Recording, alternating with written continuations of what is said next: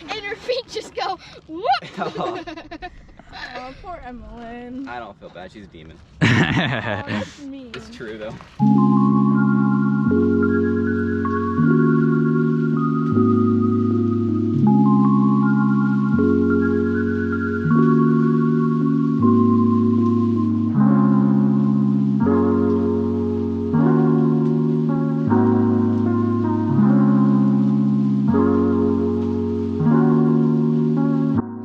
What's up YouTube, it's Captain Mountain Bike and I'm inside so I don't need my mask, but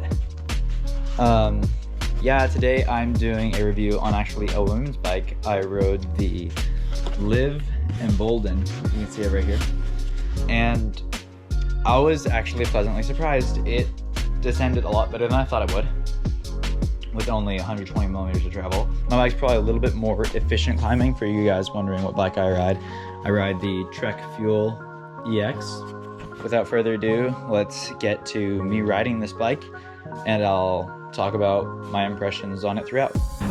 I'm riding a LIV bike, which is the female brand for Giant. I actually really like this bike. It's super quiet, besides the like sucking of the fork with the slow rebound and stuff. But the actual like the shock placement and stuff, all the linkage doesn't rattle around in the back. It's mainly because it's like new.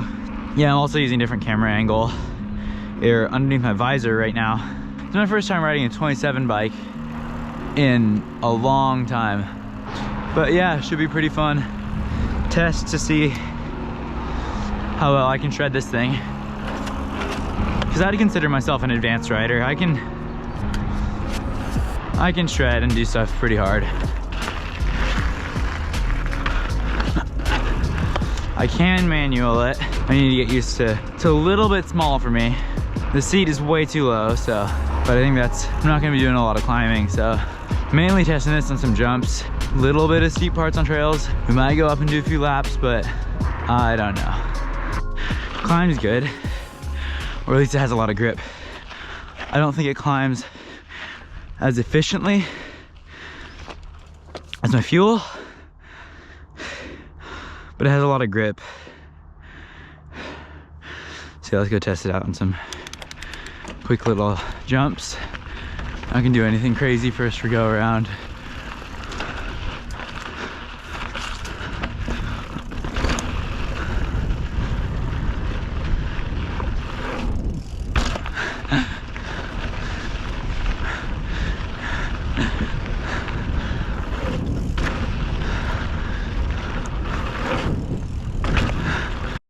So I'm gonna do one of the biggest gaps here.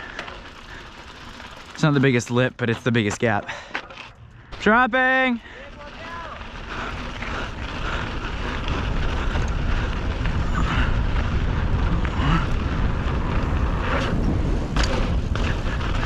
Woo!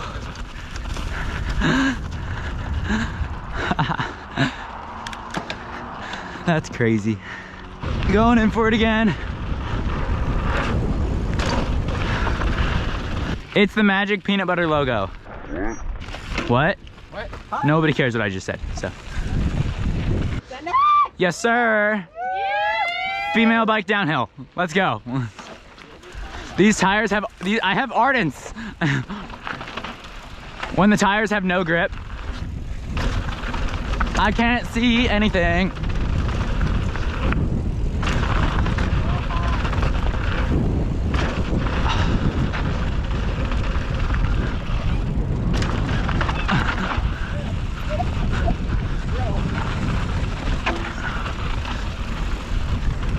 Yo, this bike kind of rips, kind of doesn't. Oh. This is so sketchy. I have XC tires.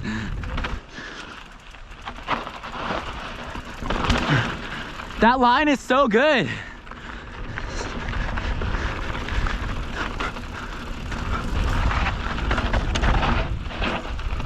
I can't see anything, it's way too dusty.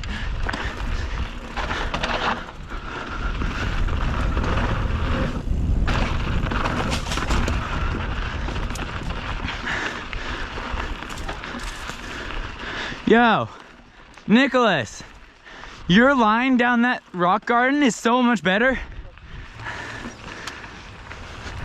This is well sketchy.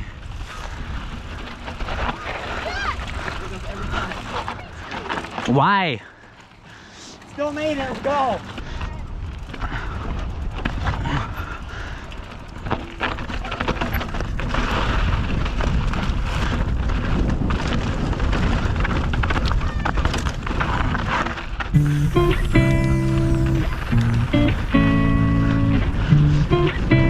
Send it freaking big.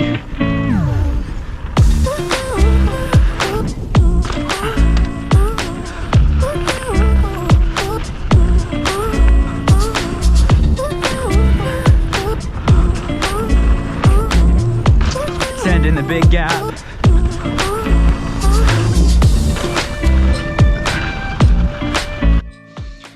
Okay, so what did I like about the Embolden?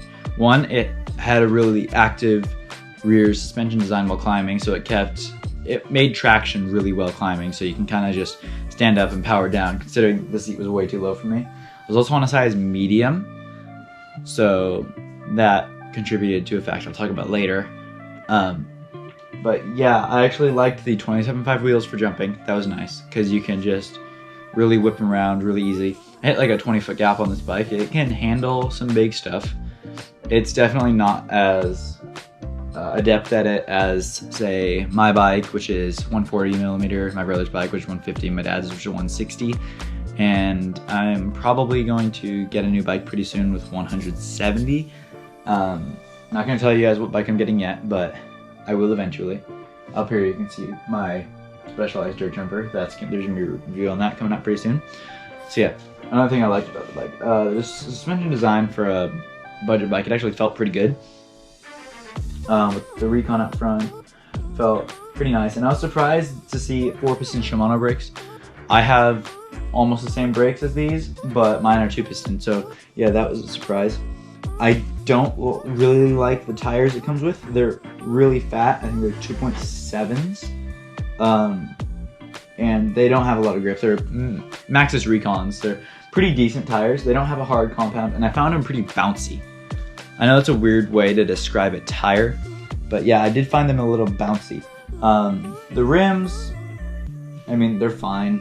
They're nothing special. 27.5 aluminum. They work. Not too strong, but also not too weak either. The dropper post felt pretty smooth, even though it doesn't go up to my actual height. I actually like how it was really easy to pop off stuff, like really easy to get up into the air. But yeah, I think it's time for me to start talking about the downsides. Downside number one, climbing efficiency, not too great.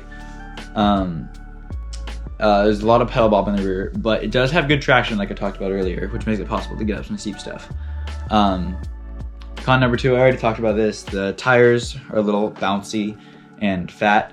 I run a 2.5 in the front, 2.4 in the back, Maxxis Acid Guy in the front, DHR2 in the rear, which is like my favorite tire combo of all time. But yeah, it took me a while to get used to these. You can run lower pressure since they're fatter, which I did take advantage of. Well, I didn't really change anything on it, but yeah, that adds to the grip. But they are XC tires, XC trail tires, I guess. So you don't really get too much grip out of those.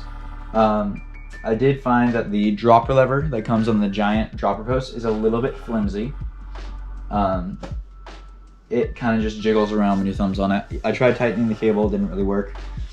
Ceramic SX shifting, it works. It doesn't feel as crisp as GX or X01 or anything like that though.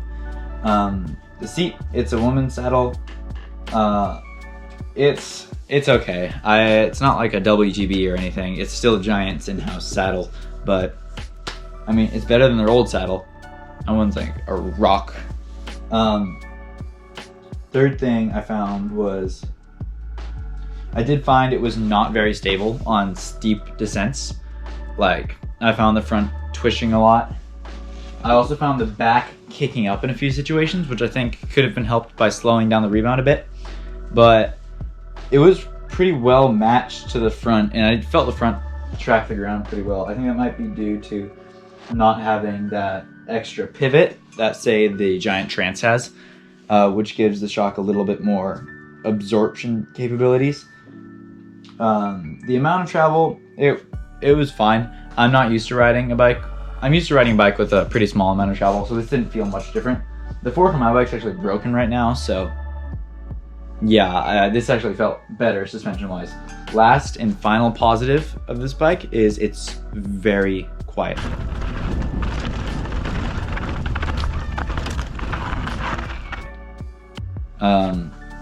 That is the number one thing I took away from this.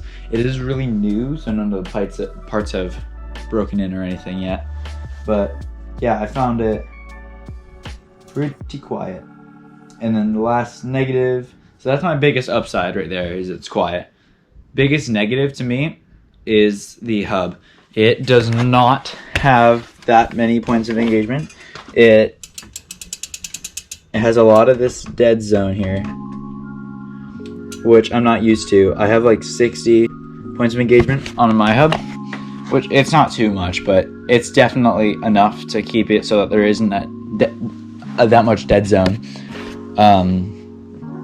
So yeah, hope you guys enjoyed my review of the LIV Embolden.